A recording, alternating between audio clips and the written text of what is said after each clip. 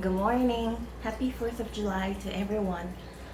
Today, to celebrate 4th of July, I will be making gnocchi alla sorrentina. Gnocchi alla sorrentina is a typical dish from the Campania region, which is where I'm from. I'm originally from Naples. In the meantime, I have 1 kilo or 2 pounds of russet potatoes in a pot. I don't put salt. I just put cold water, let it come to a boil, and just let them boil away. Pierce them with a knife to see when they're ready, and when they are, I'll show you what to do next. In the meantime, I grab a large pot, and I put some olive oil. One of the awful things about Italians is that we don't measure anything. We eyeball everything. So maybe I put around 3 to 4 tablespoons of oil, maybe less. I'll show you how much. And I'm sorry, this is a one-woman show, so you're gonna get this kind of recording. So you just kind of want enough to coat the bottom of the pan. See, it's not a lot. It's just enough. So once you've done that, you want to peel a clove of garlic. So I have my clove of garlic that I just roughly chop in half, put it in the oil, and put it on a medium heat. I just want the garlic to infuse the oil. San Marzano tomatoes is typical from the Campania region. Thanks to the volcanic soil, the tomatoes really thrive there. And the San Marzano is a really small region. So we're really trying to keep this dish as authentic as possible. Right. So the garlic is nice and blonde. So once it reaches a nice golden color, you can remove it. I'll remove it in a little bit. But you want to add your tomatoes at this point. It might splatter, so be careful.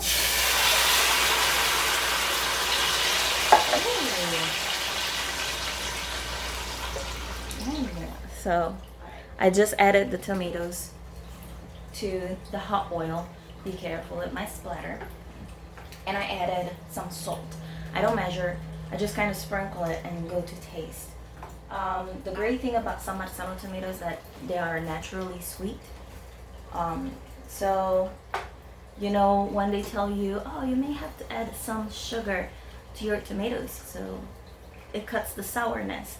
You don't need to do that with San Marzano because they're already naturally sweet. It comes from the soil. So, let's see if I can do this. Still a one-woman show. So, okay. Over here I have my potatoes. I can pierce the knife through the skin, and it goes in really easy.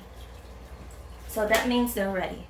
So what we can do now is drain our potatoes and put them through the potato ricer. So let me get ready, let me drain the potatoes, and then I'll show you that step. So tomatoes are doing beautiful, they smell so good. I have drained the potatoes. After draining the potatoes, I leave them on the hot stove just for a minute or two to get rid of any excess water around the potato. Remember that the goal is to have really dry potatoes. Now, there's 2 ways you can make gnocchi, potato gnocchi. You can use only potatoes and flour, or add 1 egg. In that case, your proportions will change slightly. So I will go on with the version that has no egg, and it's just potatoes and flour. To do that, I need 1 kilo or roughly 2 pounds of potatoes and 350 grams of flour that I've already weighed in. The one thing that I want to remind everyone is that whenever you're working with flour, and especially if you're adding the potato, the flour amount might vary a little bit. It depends on many things. It depends on the water, on the moisture content in the potato, and the flour, and the room. So just don't be scared if you need to add a little more. I will just try to show you how I come to the consistency that I like. One important thing to remember with gnocchi is that if you add too much flour, they will become tough. So it takes just a little practice to know when to stop and to know when you just need to keep having faith in the dough. Just keep on trusting the dough. So I have my potatoes here. They're really hot. You want to do this while they're hot. Try not to burn yourself. And then I will just put them just as they are through the potato ricer. You can use a potato masher. I just think it's a little harder to get it even. So I've invested in a potato ricer. So just throw it on the counter. Don't worry about the peel. It will stay behind. And the reason why you want to do this while the potatoes are hot is because all the steam that you see escaping is extra water that is leaving the potato. As we said, we don't want a lot of water in these. All right, last potato.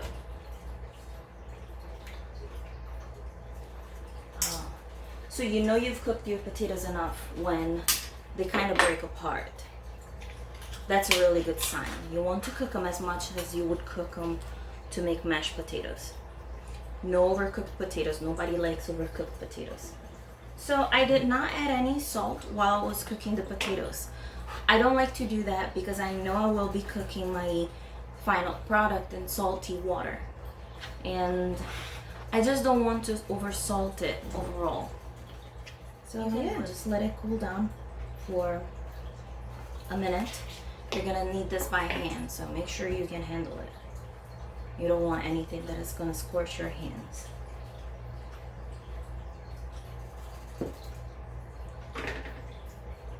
Okay, this is good enough for me. So I'm just gonna start adding some flour. As I said, 1 kilo of potatoes, 350 grams of flour. In here, I have 400 grams, just in case I were to need more or just in case I need to dust the board. I'm gonna start adding half. That would be a good 150 to 100 grams. And I like to use a bench scraper to start incorporating. That way I don't burn my hands. Just be patient, trust the process.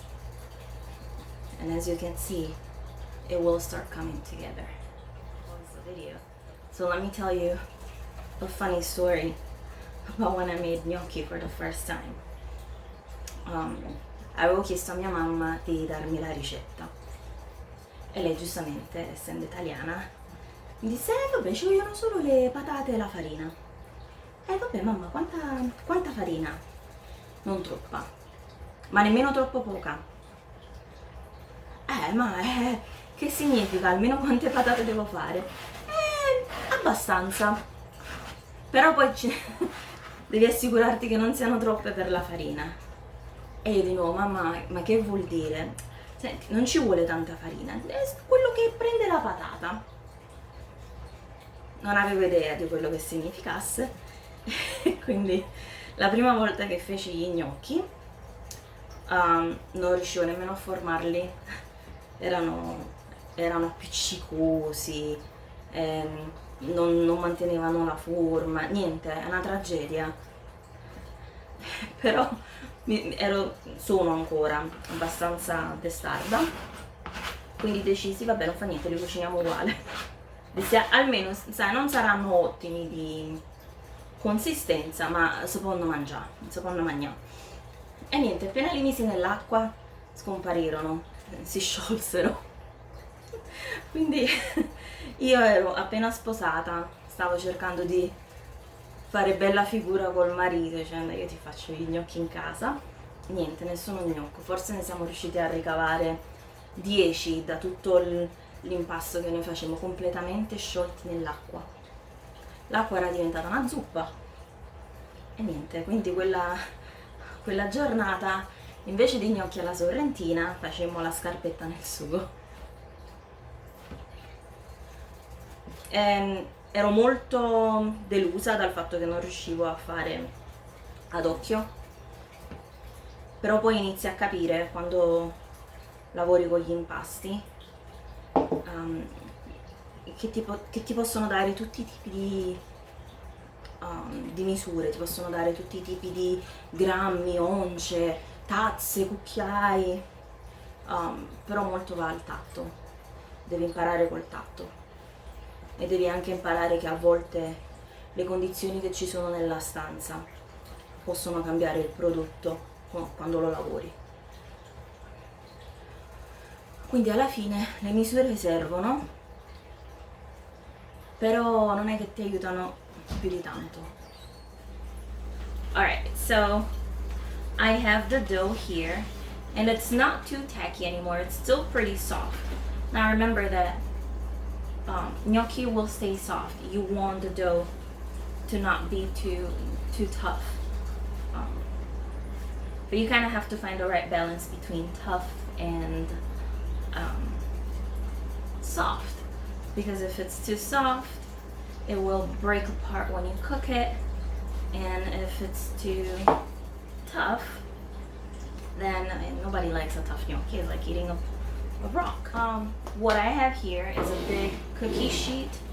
I'll dust it with flour. I like to dust it with semolina flour. It's just a personal preference. It's a little bit more coarse, and I think it's better because it doesn't stick to the dough as much. So just put it in a seat.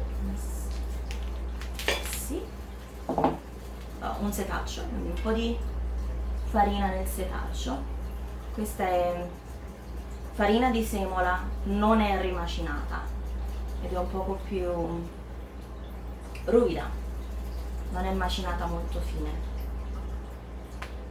E mi piace proprio perché non essendo macinata finemente non si attacca agli gnocchi tanto quanto farebbe la farina normale.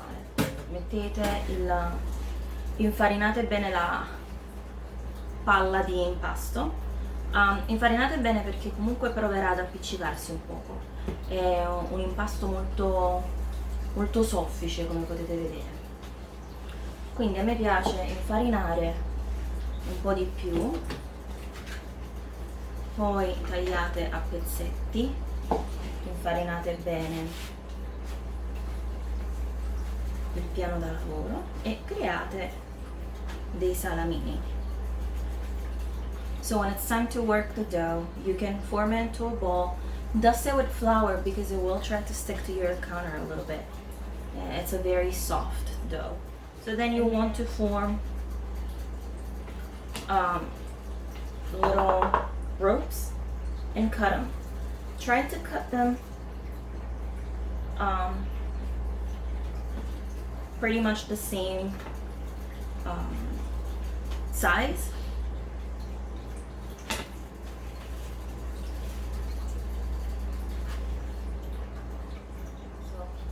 Not sure how well you can see, but it has ridges so that you can form ridges on your gnocchi. I like to put a little flour on the board too. Oh, that all fell off. That wasn't really. Alright, so all you do is roll your little gnocco on it and it will form all the little ridges. So this is the board and you just really do very light pressure and here's your gnocco. Because it's a really soft dough, you don't want to press too hard. You just want to roll your thumb on it or drag it a little bit. And here it is. Alright friends, after I think maybe an hour at the most, our sauce looks amazing. There it is. Just gonna show you the texture. So as you can see, I leave it chunky. I just like to crush it with the wooden spoon. And it smells so good. Now I have stopped the cooking. I have it at the lowest heat just to keep it warm. I have one little clove of garlic there that I'm trying to take out. I tried not to leave garlic in the finished product because, you know, you don't want to bite on it. I have much fresh. I have water that is coming to a boil, and I will cook my gnocchi, and gnocchi are ready as soon as they come up to the surface. So as they cook, I will transfer them in my pan. Alright, you guys, here are all of our gnocchi. So now I have a pot on the stove with water, and it's actually boiling. We can start cooking the gnocchi. So I'll try to drop them fast.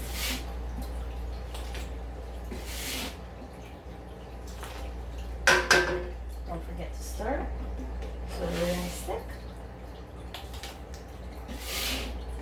At first, they will sink to the bottom. That's just what they do.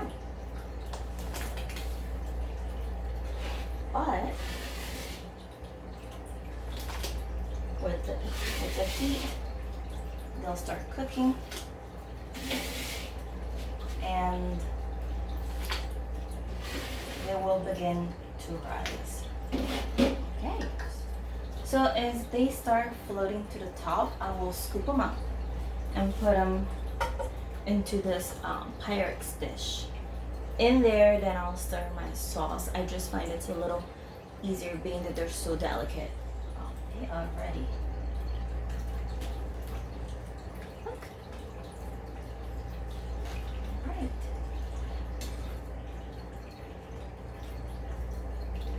Trying to drain as much water as possible. There you go. Yeah. So the quantities that we have here will feed happily 4 people. What I like to do, I like to ladle the sauce in.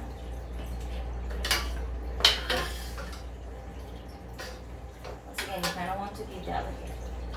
You don't want to crush them and smoosh them and mash them. Just be kind of gentle. Also, why I like to use the wooden spoon, because if I were to use this one, it would probably cut my gnocchi as I touch them, the edge of the metal. Now we have mozzarella cheese. So we're trying to keep this as authentic as possible. So we're using some Mazzano tomatoes. Ideally, you would like to use mozzarella di bufala campana or fior di latte. We are in the United States. I can't come across those ingredients too often. So, you know, I have to make do with what I have. If you can't though, use a kind of mozzarella that is not the dry one, not the one that you grate and put on top of pizza. Try to use a fresh kind. It gives it a different texture. Now, this has to go into the oven. But before we do, we want to put another generous layer of tomatoes and a very generous layer of Parmigiano Reggiano. Once again, try to get the real thing. Parmigiano Reggiano, it's not like Parmesan, not even close.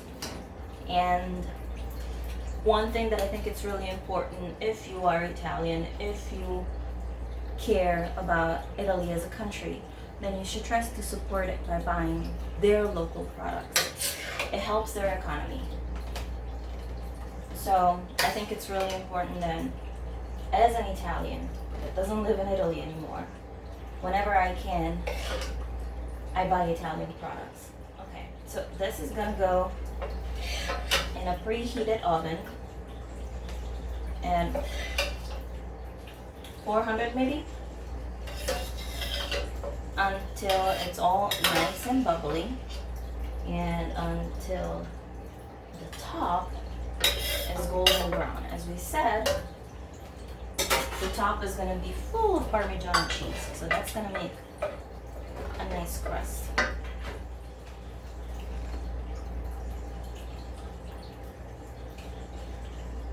So if you go to the store and don't know which cheese you want to buy, you don't know how to buy Parmigiano, it's very easy because Parmigiano Reggiano has the rind that has been branded. So, quick tip. But yeah, that's not nearly enough, so I am grating some more. Now I'll put these in the oven and I'll show you when they're done. They just came out of the oven. They smell amazing. They formed a nice crust with the Parmigiano on top. Now I like to leave them like this at room temperature for a little bit until I'm ready to eat. So here are the gnocchi. They're really soft. And they look gorgeous. I mean, look at those.